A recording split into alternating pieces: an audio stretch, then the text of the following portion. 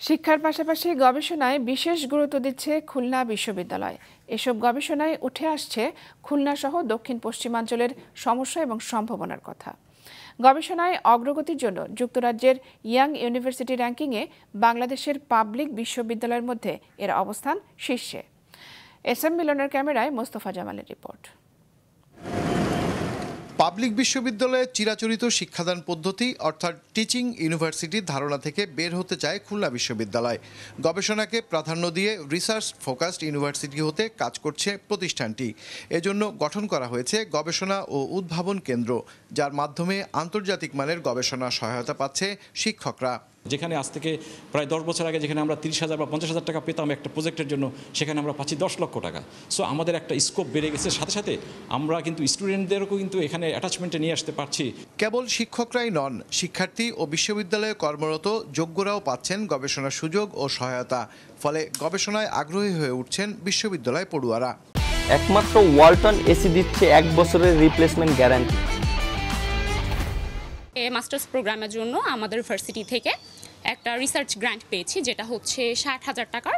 বর্তমানে বিশ্ববিদ্যালয়টি বার্ষিক মোট ব্যয়ের 8 ভাগেরও বেশি খরচ করছে গবেষণাগার, যন্ত্রপাতি ও গবেষণা সহায়তায়।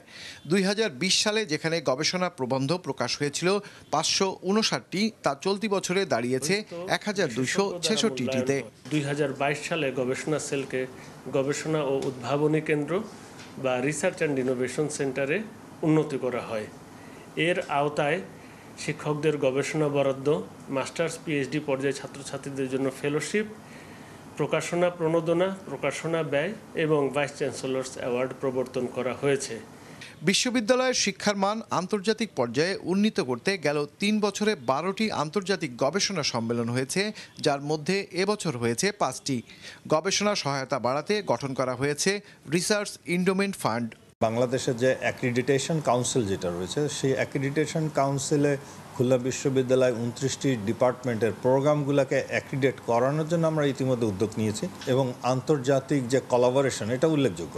বিশ্ববিদ্যালয়ে চলমান গবেষণায় চিংড়ির ভাইরাস, সুন্দরবনের টপ ডাইং রোগ, উপকূলের লবণাক্ততা, জলাবদ্ধ সহিষ্ণু ফসল ও বৃক্ষরাজির জাত উদ্ভাবন ও দেশীয় মাছের প্রজাতি সংরক্ষণের মতো বিষয়গুলো গুরুত্ব পাচ্ছে।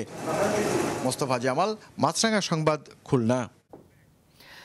যশোরে আন্তঃজেলা মোটরসাইকেল চোর চক্রের 4 সদস্যকে আটক করেছে পুলিশ। এ সময় তাদের কাছ থেকে 6টি চোরাই মোটরসাইকেল উদ্ধার করা হয়। গতরাতে জেলা পুলিশের একটি দল চোরাই মোটরসাইকেল সহ শহরের সরকারি মাইকেল মধুসূদন কলেজের শেখ কামাল ছাত্রাবাসের সামনে থেকে তাদের আটক করে। যশোর ডিবি পুলিশের ওসি রূপন কুমার সরকার জানান, যশোর সহ বিভিন্ন জেলায় দীর্ঘদিন ধরে এই চোর চক্রটি মোটরসাইকেল চুরি করে আসছিল। গত 9 এপ্রিল রিপন হোসেন নামে এক ব্যক্তি যশোর কোতোয়ালি মডেল থানায় মোটরসাইকেল চুরির মামলা করলে সেই মামলার সূত্র ধরে তাদেরকে আটক করা হয়।